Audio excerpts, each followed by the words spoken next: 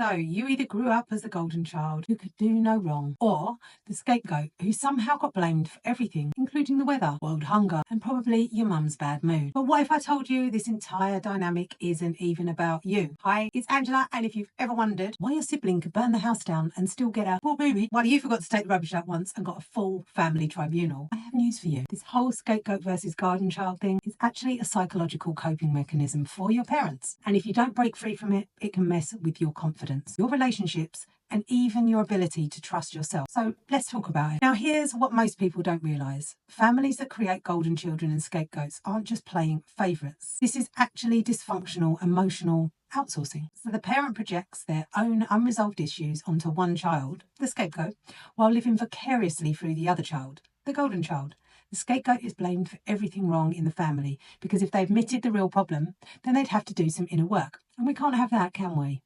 So the golden child is the perfect one, but it's conditional. Their love comes with strings attached and they must keep up the act.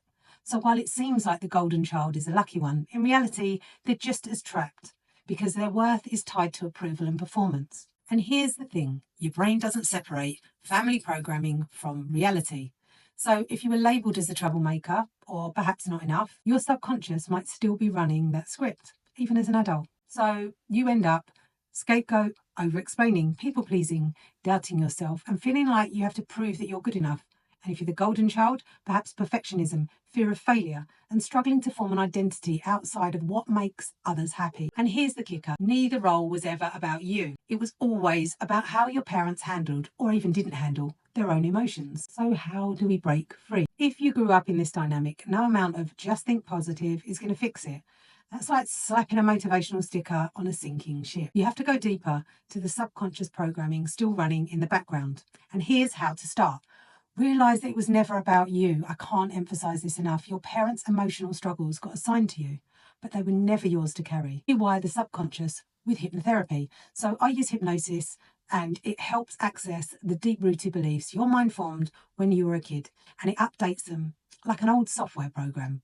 So think of it like, I don't know, deleting spam files in your brain that you didn't even know were running, and then shift from victim to observer. So instead of feeling stuck in the scapegoat or the golden child role, start observing the pattern so that you can detach from it. So when things like this come up, you can ask yourself, whose voice is this really, for when self-doubt creeps in? Or what would I choose if I wasn't trying to please or prove myself? And reclaim your identity. The best way to break free from the pattern, start being you for the first time without permission. Because the ultimate act of rebellion is living in your truth. Listen, if you were the scapegoat, congratulations. You're basically the family's unofficial therapist, or official, without the paycheck. And if you were the golden child, surprise, surprise, you're probably in recovery for chronic overachievement. But seriously, if you were stuck in this cycle, just know this. You don't have to stay in the role that they put you in. You're not responsible for other people's emotional baggage. And you're allowed to heal without anyone's permission, particularly theirs. If this hit home, let me know in the comments, because escaping family labels is the ultimate glow up.